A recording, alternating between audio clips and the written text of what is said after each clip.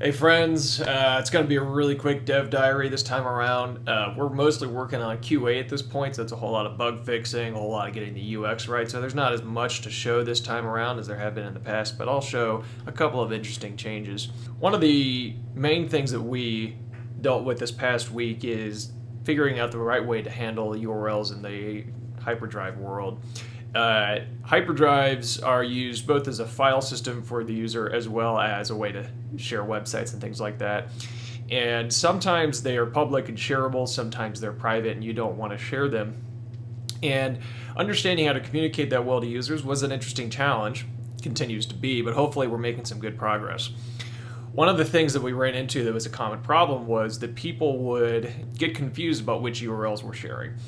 The URLs in a hyperdrive are hex keys. It's not very obvious what they are. And because of mounts, sometimes you'd think you were sharing one thing, but you were sharing something else. So I'll give a really simple example. I'm looking at the home drive right here, and this is a private hyperdrive, right? You can see over at the right, only I can edit, I see this folder and only I can edit it. And then if I go to my profile drive, this is a mounted hyperdrive, and it's actually public. It can be viewed by other people, and you're supposed to share it, right? This represents me on the network. So when people were using Beaker here and they would say, okay, I want to share my profile, what are you going to do? Well, the first obvious thing would be you'd go up to the URL bar, hit copy, and share that URL. Problem is at the current location, if I open up WebTerm and do a PWD, this right here is actually the key of my private drive with the profile folder as a submount. In case you're not familiar, mounts are basically a way to make a hyperdrive behave as a subfolder of some other hyperdrive. It's kind of like a symlink or maybe more accurately like a hard link. And we use them all the time, but in this scenario it would be really not ideal to share this URL right here because this is the key to my private drive and then that's the folder that my public profile drive is mounted to on my private drive. So if I were to share this, nobody would be able to access it. It would just spin and then eventually fail because it's not put on the network. It's a totally private drive.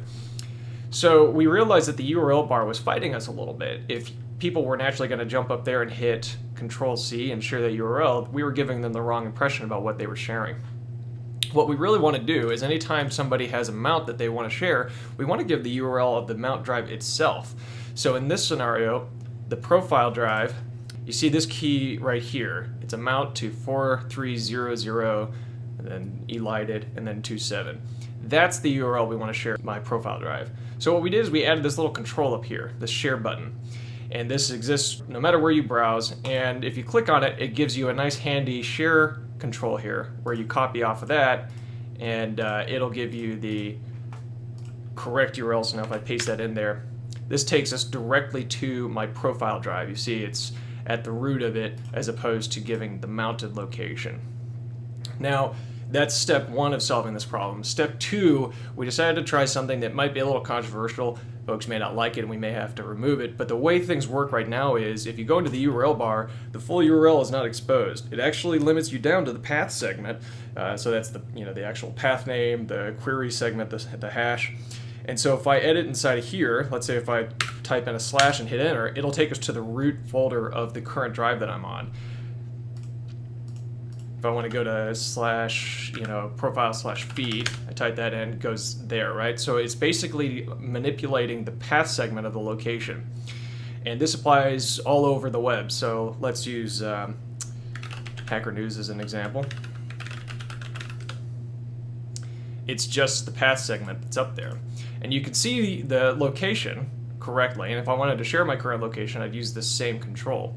But the URL bar has been reduced down to just the path segment. Some interesting trade-off here. You're still able to get access to the URLs, but what we're trying to do is guide you in a way that makes sure that you're always getting the right URL no matter what. And so having it reduced down to the path segment is actually kind of useful in some cases. For instance, if I want to get back to the root of Y Combinator, I can just go in and hit slash and enter, and there you go, I'm right back to the root, right? So for navigating within a site that you're in, it's really handy. And that's especially the case whenever you're dealing with hyperdrives, because again, if they were to show the full URL, I'll grab the share location here. There's this big long key in here. So if I wanted to, so if that were like what's currently in there and I was like, all right, I want to change where I'm currently at, I'd have to get my mouse in there and then modify the path name manually. So on a UX level, I actually think it's a bit of a win to constrain this thing down to the path segment.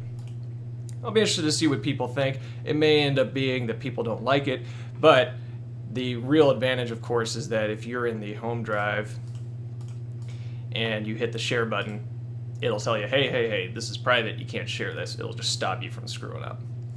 So again, a little bit of a, not sure, hopefully people will like that. If they don't, we'll have to kind of address it. We may make it a setting that you can toggle on and off, but it's really trying to come up with the best way to make sure that people understand what they're sharing at a given moment.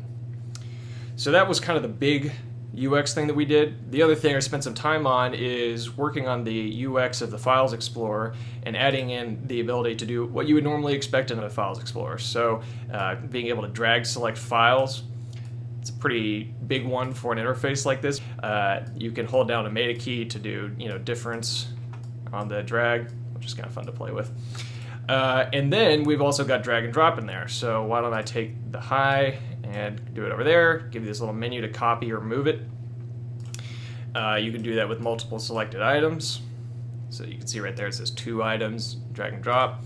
And then if you're trying to move up a directory, we've got a mechanism for that as well. You select the file and then you drag up to the breadcrumbs up there, and that's how you can move or copy up the hierarchy of the folder.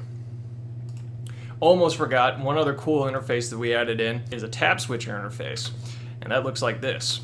So basically, if you hit Control Tab, you get this interface popping up that basically is sort of like the Alt-Tab interface in an operating system.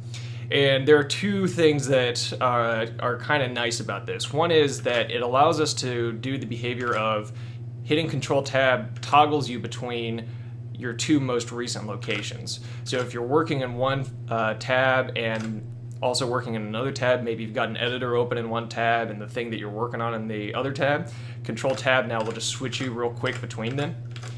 And then if you hold it down, if you continue to hold down Control after hitting Control-Tab, you can cycle through the tabs, which is handy. And then, of course, also you can mouse over the locations. And that's actually a pretty handy bit of UX for swapping between tabs, especially if it's a longer list. Again, we'll see how people like that, but I think it's pretty cool. So that's really all I'm going to share today. Like I said, we're really in the QA phase now, so lots of bug fixing, lots of messing with the UI and kind of trying to figure out what feels good and what doesn't. You learn a bunch whenever you have somebody else come in and use your interface. I've got a list of fixes and tweaks on the UX from last night's QA session that's maybe 30 items long. So we're going to keep on iterating on that and just trying to get all the core mechanics of Beaker working really well. So hopefully next week we'll have some interesting stuff to show. So thanks everybody. Y'all have a good week.